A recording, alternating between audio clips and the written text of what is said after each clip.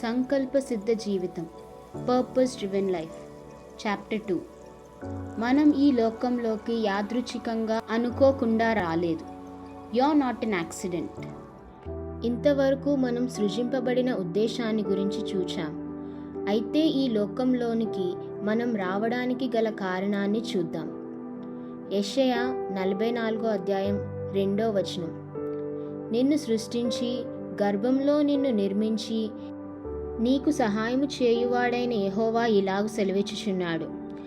Einstein అనే మహాశాస్త్రవేత్త దేవునికి మానవునికి గల సంబంధాన్ని తెలియజేస్తూ దేవుడు మానవుడితో అష్టాచెమ్మ ఆడడు అంటాడు. నీ జననం పొరపాటు లేదా ప్రమాదం కాదు. నీ తల్లిదండ్రులు నిన్ను గూర్చి ప్రణాళిక వేసి ఉండకపోవచ్చు, కానీ దేవుడు ప్రణాళిక చేశాడు. నీ పుట్టుకతో ఆయన ఏమాత్రం ఆశ్చర్యపోలేదు. నిజానికి ఆయన దానిని ముందుగా గ్రహించాడు. మీరు మీ తల్లిదండ్రులచే గర్భం దాల్చబడడానికి చాలా కాలం ముందు మీరు దేవుని మనసులో గర్భం దాల్చారు. ఆయన మొదట మీ గురించి ఆలోచించాడు. మీరు ఈరోజు ఇలా బతుకుతున్నారు అంటే అది మీ కర్మఫలమో అదృష్టమో కాదు. ఒక ఆకస్మిక సంఘటన కూడా ఎంత మాత్రమూ కానే కాదు.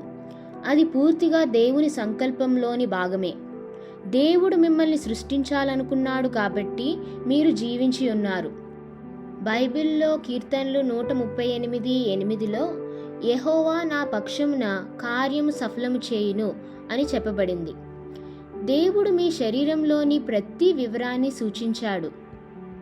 ఆయన ఉద్దేశపూర్వకంగా మీ జాతి, మీ చర్మం రంగు, మీ జుట్టు మరియు ప్రతి ఇతర లక్షణాన్ని ఎంచుకున్నాడు. ఆయన మీ శరీరాన్ని తనకు నచ్చిన విధంగానే తయారు చేసుకున్నాడు. మీరు కలిగి ఉండే సహజ ప్రతిభను మరియు మీ వ్యక్తిత్వం యొక్క ప్రత్యేకతను కూడా ఆయనే నిర్ణయించాడు. బైబిల్లో కీర్తనలు 139:13-15 ఇలా వ్రాయబడి ఉన్నది. నా అంతరింద్రియములను నీవే కలుగజేసితివి.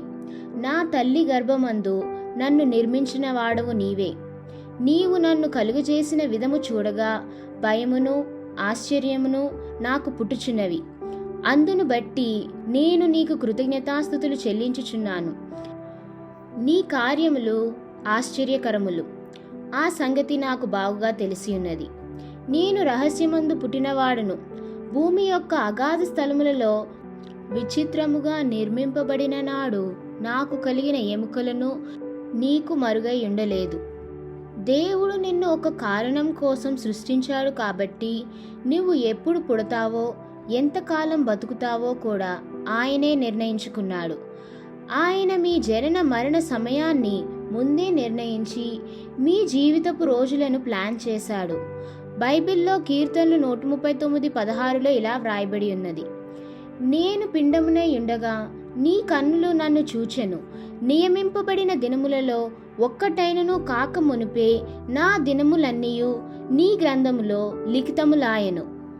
దేవుడు తన సంకల్పం కోసం మీరు ఎక్కడ పుట్టాలో మరియు మీరు ఎక్కడ నివసించాలో కూడా ప్లాన్ చేశాడు.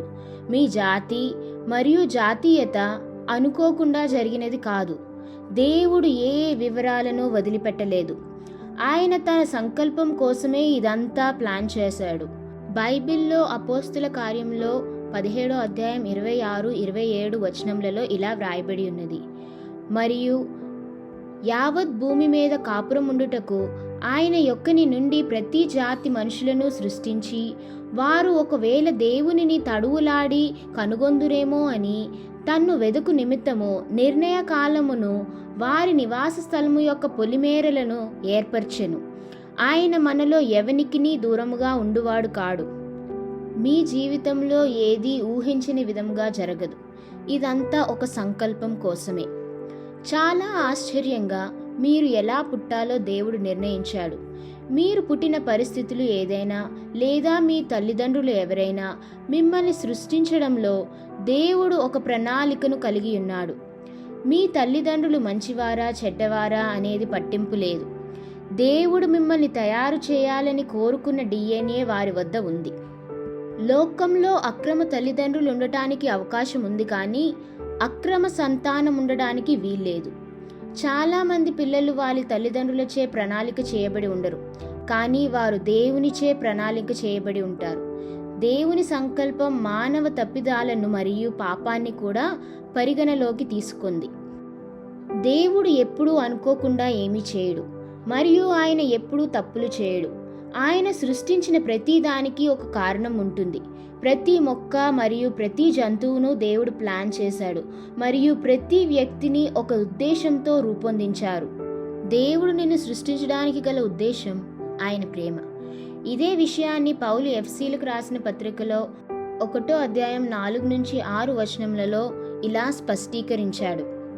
ఎట్లనగా తన ప్రియునియందు తాను ఉచితంగా మనకు అనుగ్రహించిన తన కృపా మహిమకు కీర్తి కలుగునట్లు తన చిత్త ప్రకారమైన దయా సంకల్పము చొప్పున యేసుక్రీస్తు ద్వారా తనకు కుమారులుగా స్వీకరించుటకై మనలను ముందుగా తన కోసము నిర్ణయించుకొని, మనము తన ఎదుట పరిశుద్ధులమును నిర్దోషములనై ఉండవలని జగత్తు పునాది వేయబడక మునుపే ప్రేమ చేత ఆయన క్రీస్తులో మనలను ఏర్పరచుకొనెను.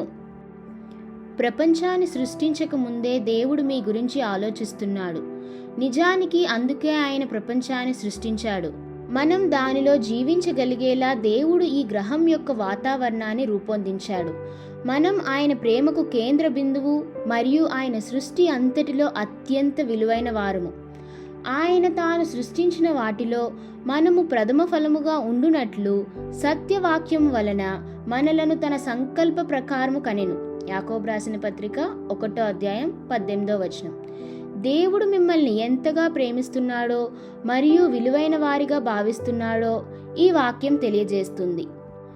దేవుడు యాదృచ్ఛికంగా ఉండేవాడు కాదు. ఆయన అన్నిటినీ చాలా ఖచ్చితత్వంతో ప్లాన్ చేశాడు. భౌతిక శాస్త్రవేత్తలు, జీవశాస్త్రవేత్తలు మరియు ఇతర శాస్త్రవేత్తలు విశ్వం గురించి ఎంత ఎక్కువ నేర్చుకొని అది మన ఉనికికి ప్రత్యేకంగా ఎలా సరిపోతుందో, మానవ జీవితాన్ని సాధ్యం చేసే ఖచ్చితమైన వివరణలతో ఎలా అనుకూలీకరించబడిందో తెలపగలిగితే మనం అంత బాగా అర్థం చేసుకుంటాము. న్యూజిలాండ్లోని ఒటాగో విశ్వవిద్యాలయంలో మానవ పరమాణు జన్యు శాస్త్రంలో సీనియర్ పరిశోధన సహచరుడు డాక్టర్ మైకల్ డెంటన్ ఇలా చెప్పారు. జీవశాస్త్రాలలో అందుబాటులో ఉన్న అన్ని ఆధారాలు ప్రధాన ప్రతిపాదనకు మద్దతు ఇస్తున్నాయి. విశ్వం అనేది జీవితాన్ని మరియు మానవ జాతిని ప్రాథమిక లక్ష్యం మరియు ఉద్దేశంగా ప్రత్యేకంగా రూపొందించబడినది. దీనిలో వాస్తవికత యొక్క అన్ని కోణాలు ఈ కేంద్ర వాస్తవంలో వాటి అర్థం మరియు వివరణను కలిగి ఉంటాయి. ఏషియా ప్రవక్త 1000 సంవత్సరాల క్రితమే ఈ విషయాన్ని చెప్పాడు. ఏషియా గ్రంథం 45వ అధ్యాయం 18వ వచనం. ఆకాశములకు సృష్టికర్తయగు యెహోవాయే దేవుడు. ఆయన భూమిని కలుగజేసి దాన్ని సిద్ధపరిచి స్థిరపరిచెను. నిరాకారముగా నుండినట్లు ఆయన దాన్ని సృజింపలేదు, నివాస స్థలం అగునట్లుగా దాన్ని సృజించెను. దేవుడు ఇదంతా ఎందుకు చేశాడు? మన కోసం ఎందుకు విశ్వాన్ని సృష్టించాడు? ఎందుకంటే ఆయన ప్రేమగల దేవుడు. ఈ రకమైన ప్రేమను అర్థం చేసుకోవడం కష్టం, కానీ ఇది ప్రాథమికంగా నమ్మదగినది. మీరు దేవుని ప్రేమకు ప్రత్యేక వస్తువులుగా సృష్టించబడ్డారు. దేవుడు నిన్ను ప్రేమించడానికే నిన్ను సృష్టించాడు. ఈ సత్యం మీద మీ జీవితాన్ని నిర్మించుకోవాలి. బైబిల్ దేవుడు ప్రేమ స్వరూపి అని 1 యోహాను 4:16లో చెప్తుంది. దేవునికి ప్రేమ ఉందని అది చెప్పడం లేదు, ఆయనే ప్రేమ. ప్రేమ అనేది దేవుని వ్యక్తిత్వం యొక్క సారాంశం. త్రిత్వము, ట్రినిటీ సహవాసంలో పరిపూర్ణ ప్రేమ ఉంది.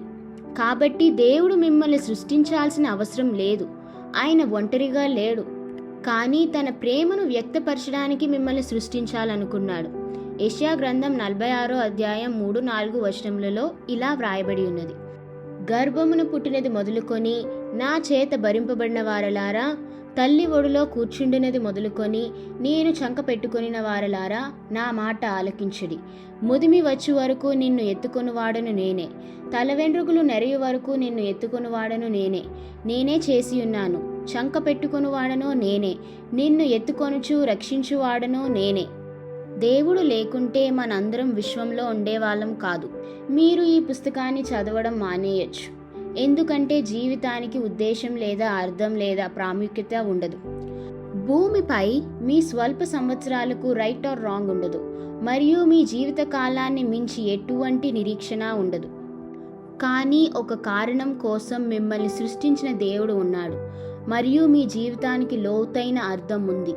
మనం దేవుడిని మన జీవితాలకు సూచన బిందువుగా చేసుకున్నప్పుడు మాత్రమే ఆ అర్థాన్ని మరియు సంకల్పాన్ని కనుగొంటాము. రోమీయులకు రాసిన పత్రిక 12:3 ఇదే విషయాన్ని తెలియజేస్తుంది. తన్ను తాను ఎంచుకొన తగిన దానికంటే ఎక్కువగా ఎంచుకొనక, దేవుడు ఒక్కొక్కనికి విభజించి ఇచ్చిన విశ్వాస పరిమాణ ప్రకారము తాను స్వస్థ బుద్ధి గలవాడగుటకై తగిన రీతిగా తన్ను ఎంచుకొనవలనని నాకు అనుగ్రహింపబడిన కృపను బట్టి మీలోనున్న ప్రతి వానితో చెప్పుచున్నాను.